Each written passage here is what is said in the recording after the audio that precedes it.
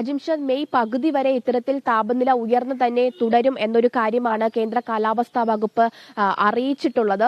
ഇതിൽ ഏറ്റവും പ്രധാനപ്പെട്ട കാര്യം സംസ്ഥാനത്തെ 3 ജില്ലകളിൽ ഉഷ്ണതരംഗ സാധ്യതാ മുന്നറിയിപ്പ് തുടരുന്നു എന്നതാണ്. കൊല്ലം, തൃശൂർ, പാലക്കാട് ജില്ലകളിലാണ് ഉഷ്ണതരംഗ മുന്നറിയിപ്പ് തുടരുന്നത്.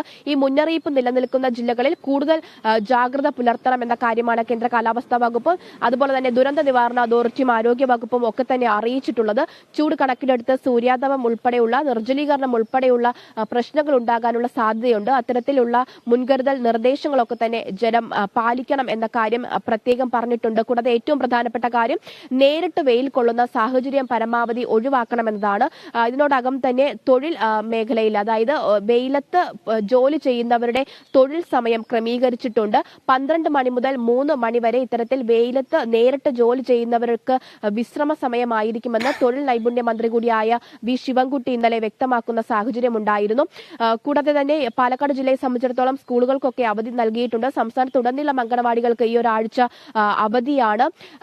മറ്റൊരു കാര്യം, ഈ ചൂട് ഇങ്ങനെ തുടരുന്ന സാഹചര്യത്തിലും ചിലയിടങ്ങളിൽ ഇടവിട്ടുള്ള മഴയ്ക്ക് സാധ്യതയുണ്ടെന്നും കേന്ദ്ര കാലാവസ്ഥാ വകുപ്പ് അറിയിച്ചിട്ടുണ്ട്. കഴിഞ്ഞ ആഴ്ചയൊക്കെ തന്നെ തിരുവനന്തപുരം ഉൾപ്പെടെയുള്ള തെക്കൻ മധ്യ ജില്ലകളിലൊക്കെ തന്നെ വേനൽ മഴ ലഭിച്ചിട്ടുണ്ടെങ്കിലും അത് ചൂടിനെ ശമിപ്പിക്കുന്ന രീതിയിലുള്ള ഒരു മഴ ലഭിച്ചിട്ടില്ല എന്നതാണ് ഏറ്റവും പ്രധാനപ്പെട്ട കാര്യം. എന്തായാലും ഈ ഒരു സംസ്ഥാനത്ത് 2 ജില്ലകളിൽ 40 ഡിഗ്രിയിലധികം താപനില തുടർച്ചയായി 2 ദിവസം ഉണ്ടാവുകയാണെങ്കിലാണ് ഉഷ്ണതരംഗ മുന്നറിയിപ്പ് നൽകുക.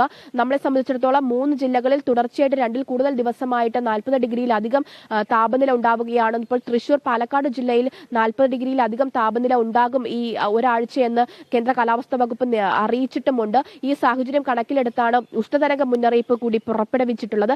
എന്തായാലും പൊതുജനം സൂര്യഗായത്രിയാണ് വിവരങ്ങൾ, വിശദാംശങ്ങൾ നൽകിയത്. ചൂട് കൂടുന്നൊരു സാഹചര്യം കൂടിയിട്ട് മറ്റൊരു വാർത്തയിലേക്ക് കൂടി